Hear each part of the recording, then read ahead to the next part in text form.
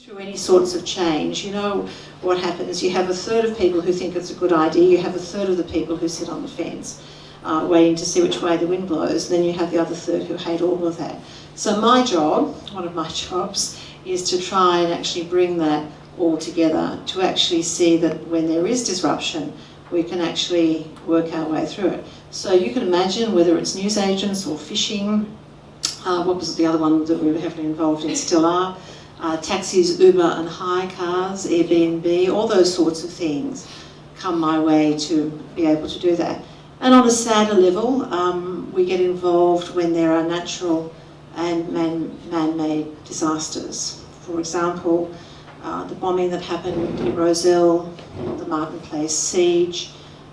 The government appointed me to a committee the next day to be part of that. That continued on for some time, and even to the point when the flowers needed to be removed from Martin Place, it was my team who helped coordinate that with the Red Cross and the SES to actually remove all those flowers from Martin Place. And then afterwards, for that, to actually go and literally door knock on the 7,000 or so businesses that we believe are in the City of Sydney that had their businesses disrupted. So that gives you a little bit of a flavour of different things we do, but we also are advocates. And one of the things that I'd like to say is I've got 2 years to go. In fact, my anniversary was on Saturday, so I'm into my 4th year of my 5 years.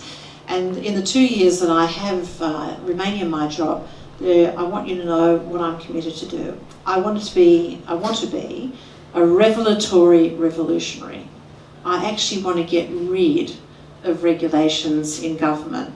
And if John Barilaro was standing here, he would say, it's time the government got out of people's business. It's time they got out of their back pocket. I'm going to give you some examples. And the other big part of that is I want policy harmonisation. So you heard Ian say that he was tired of filling out multiple forms with multiple bits of information. So we have a number of projects in 5 industry sectors that we're working with Service New South Wales, which is the digital platform for New South Wales, absolute market leader. And one of those is in cafes, restaurants and small bars. Now, we're in the City of Sydney local government area, and the CEO of the City of Sydney rang me about 18 months ago, and she said, Robin, she said, I've got these 2 people who are trying to open a small bar in a heritage building, and they've been waiting 18 months to be able to do that. And while we had this project which had cafes and restaurants, it didn't have small bars. So I said, that's just outrageous. Nobody can wait 18 months to open a small business, and I'm sure you wouldn't be waiting for 18 months to do that in terms of the funding. But you know what? We then started to do the process mapping. And this is what we found, and this is what's outrageous. I think these figures are just disgraceful, and this is what I'm trying to change. So remember, I'm not building the Park Hyatt or the Hilton Hotel or anything flash. I'm talking about a cafe, restaurant or small bar, probably less than 50 seats. So this is what you need to have to open one. You have to comply with 75 different government regulations, 75.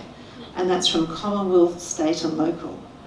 You have to fill out 48 different forms, and none of them are self-populating. Credit to Dinesh and Sadia and Angelo and the NetStripes team, because it was really from meeting them at my very first interaction and being persuaded about how important it is to have a digital strategy. And it was fantastic to hear Gordon talk about the support that he's had from NetStripes, that the NetStripes team are now offering digital strategy to support to all of New South Wales.